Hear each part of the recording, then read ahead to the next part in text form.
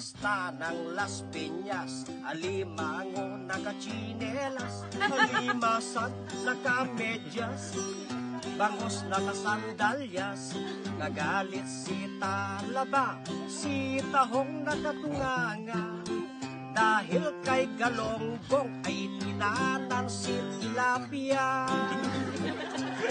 Fiesta ng Maynila, nagrally ang mga talangka, nag-strike ang mga biya, kabibe nakabakya, sumigaw si Lapu-Lapu, ipakulong si Hasa-Hasa, dahil si Tambakol at si Tulingan ay nandaya.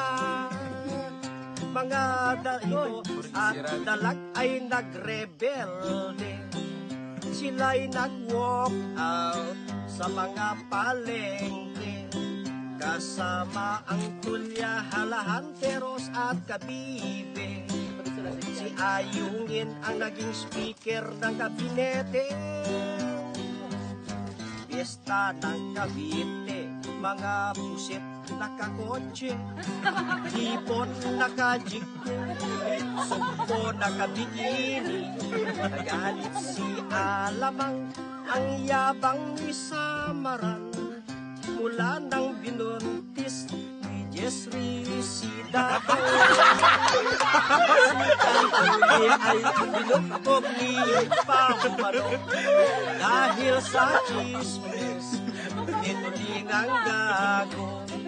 Si Dalagang Bukit ay nainlove kay Bisogo, iniwalayan ng kalukat si Dailin ko.